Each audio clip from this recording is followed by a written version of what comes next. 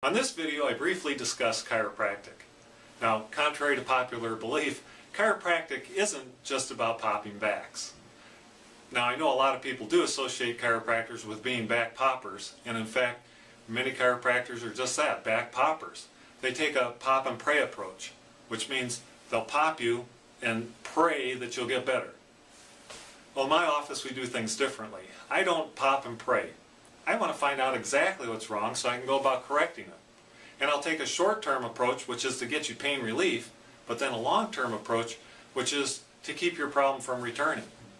We do that with a thorough exam, so we know exactly what's wrong, and then we can explain to you what's wrong and what we can do to correct it. And then I'll answer any questions you have, and if your problem is correctable, we'll go about correcting it. Now, your problem could be simple or it could be complex. A general rule of thumb is the longer you've had your problem, the more difficult it is to correct. Now, let's look at what happens when you get misaligned. Now, I don't know how you get misaligned personally, whether it was a car accident, a slip, a trip, a fall, maybe you slept wrong, maybe you do a repetitive motion a lot, but somehow you get misaligned. And where you have a misalignment, and we'll just demonstrate on this plastic model, where you have a misalignment causes abnormal stress to the joint.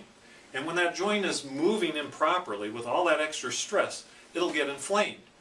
And you remember, inflammation causes pain.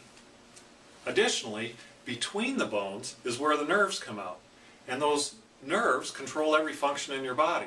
So if you're irritating a nerve, you can have a myriad of symptoms, from tingling in your hands to headache to gastric problems.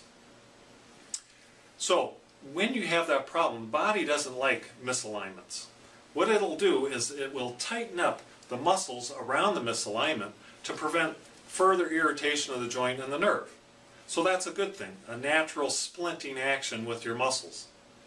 But you won't like that natural splinting because you might feel spasming pain in your back or restricted motion. But that's actually a good thing because it's going to protect you. But with time, because this is tightened down and you're still trying to do your daily activities, other areas have to compensate for the restricted motion. So maybe you move too much above it or too much below it. And all that abnormal motion as your body's fighting against itself causes you to feel lousy or tired out by the end of the day, or maybe even before the end of the day. So what we want to do is find out where you're misaligned. And we do that with a thorough exam. So first I'll look to see where you have those tight muscles. I'll press on your bones different ways to see where the joints are inflamed and irritated.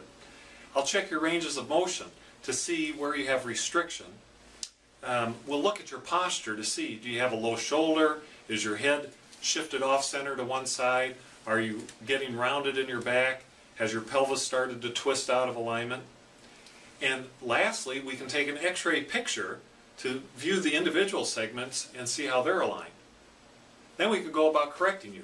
If your head's off center like this, we'll try to straighten it out. If your back is rounded, we'll start to correct that rounded back.